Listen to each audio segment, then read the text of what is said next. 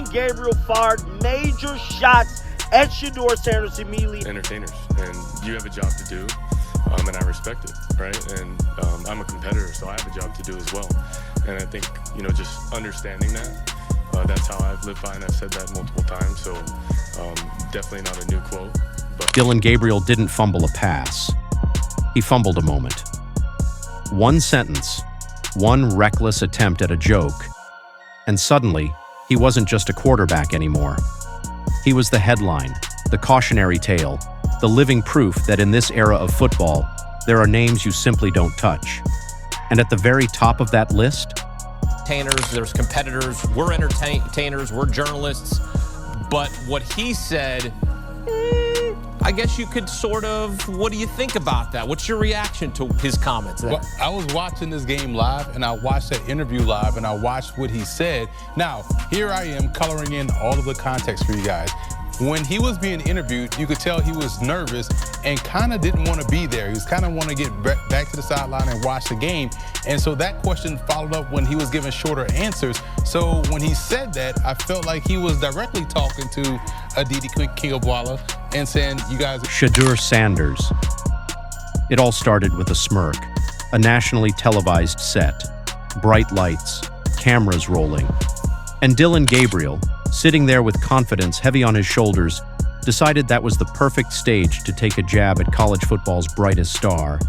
He didn't whisper it, he didn't hint at it, he straight up questioned Shedeur's hype, suggesting that some guys care more about cameras than competition, a thinly veiled shot everyone instantly understood. It wasn't clever, it wasn't slick, it was a spark tossed into a gasoline ocean, because this wasn't just any player he was talking about. This was Shedeur Sanders, a quarterback, yes, but far beyond that. A brand, a movement, a gravitational force. When Shedeur walks on the field, it's not just football, it's a broadcast, it's an event, it's Shedeur TV. And Dillon Gabriel, knowingly or not, didn't just challenge a player, he challenged an empire. At first, the studio laughed, the way people do when they're unsure if they should.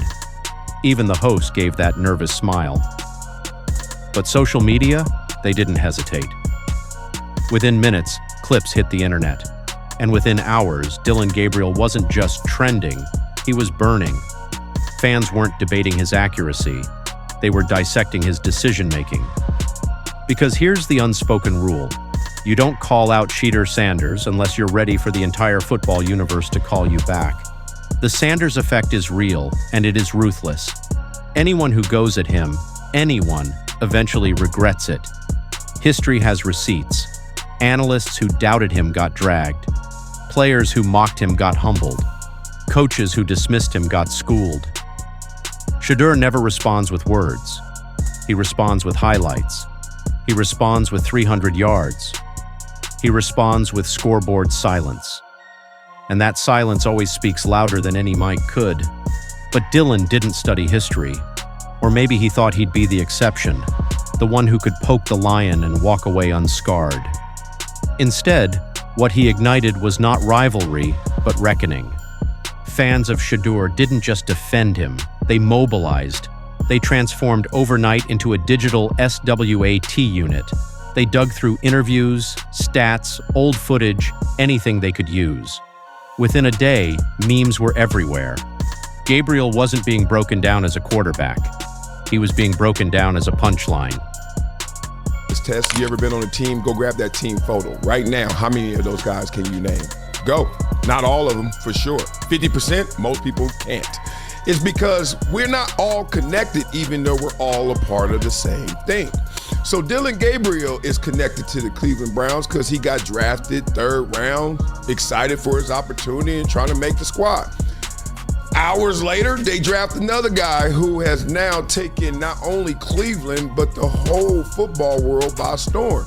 And now, every time Dillon Gabriel hears his name, he hears Shedeur. One user posted, "He tried to roast Shedeur and cooked himself instead." Another wrote, "You can't insult the sun and expect people to cheer for a flashlight." Screenshots multiplied. Reaction GIFs flooded timelines. Even people outside of football, Pop culture pages, meme accounts, late-night commentators joined in. It was no longer a sports moment. It was an internet spectacle. And through it all, Shedeur? Silent. No tweet, no quote, not a single syllable. That silence hurt more than any comeback could. Because when Shedeur doesn't respond, it means he doesn't need to. His fans do it for him. His highlights do it for him. His gravity does it for him. Now picture being Dillon's coach. You've spent weeks preaching discipline, focus, leadership. Then your quarterback, your field general, walks onto national television and turns himself into a sideshow. Imagine facing reporters after that. Not about game plans, not about strategy, but about a comment. Coach, how's Dillon holding up after the Shedeur situation? You can't coach your way out of that. You can only survive it. And the irony? If Dillon had simply finished the season, focused on football, maybe this never happens. But he wanted a headline, and he got one, just not the one that earns you respect. Not Gabriel leads comeback. Not Gabriel climbs draft boards. Instead, Gabriel throws shade at Shedeur and gets torched. Because scouts aren't blind. They don't just study mechanics. They study character. They study composure. And what Dillon showed was impulsiveness, the kind that makes teams wonder, when the spotlight hits, does he crack? Does he chase attention? That's not a question you want following your name into draft rooms. Meanwhile, Shedeur's stock, already sky high, just ascended further. He didn't have to lift a finger, didn't have to defend himself. The universe defended him. The moment Dillon spoke his name, Shedeur became bigger, brighter, even more untouchable. That's not rivalry, that's ascension. But here's the part Dillon never saw coming. Permanence. The internet does not forget. This moment isn't going away. 5 years from now, he could be announcing a new contract, a retirement, an analyst job. And the top comment will still be, "Remember when you went at Shedeur?" Shedeur. You think so? When have we ever thought about the media, those beat writers as entertainers? We've heard his coach, he was on the team when he said they're celebs. So, wait, but you can't tie him and his coach together as if they have the same mind, as if they're one. You Name the time you've ever heard someone say there are entertainers and there are competitors, and I'm here to compete. Tell me the time. Right. Okay. Listen. Let's say he's taking a shot at Shedeur, right? At what point has he been an entertainer? He's a football player as well. But we've heard people say It's tattooed on his digital legacy. Every game he plays, every touchdown he throws, someone, somewhere, will shout it from the stands. "Hey, aren't you the guy Shedeur humbled?" And that's the difference between criticism and consequence. You can control the words you speak, but never the weight they carry. Fans started placing Dillon in memes as the "this is fine" dog, calmly sitting in flames. Others edited him onto comedy stages, mic in hand, facing a booing crowd. One post read simply, "Career advice. Never go viral for the wrong reason." Brutal. Accurate. Some analysts tried to defend him. He didn't mean it. It was out of context. But the context was clear. He said it with a grin, on purpose, under lights. That wasn't a slip. That was a swing.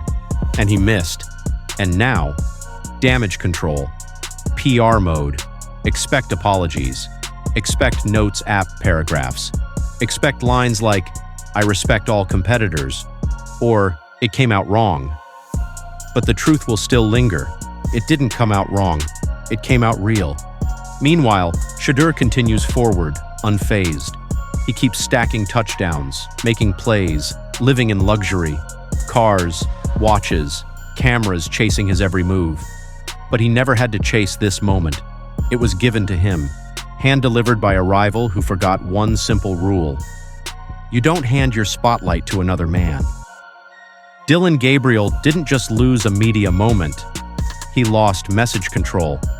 He lost narrative power. He became Exhibit A in a playbook titled, "How Not to Talk About Shedeur Sanders." Because Shedeur doesn't chase clout. Clout follows him. And Dillon, he chased relevance, and ran straight into ridicule. What he thought was a dagger turned into a boomerang, and it came back sharper. This wasn't football beef. This was digital warfare, and the scoreboard was merciless. Shedeur Sanders said nothing, gained everything. Dillon Gabriel said one thing, lost control of everything. So now there's only one question left. Was this the biggest self-inflicted meltdown in college football history? Because sometimes the most dangerous play in sports isn't a throw, it's a comment.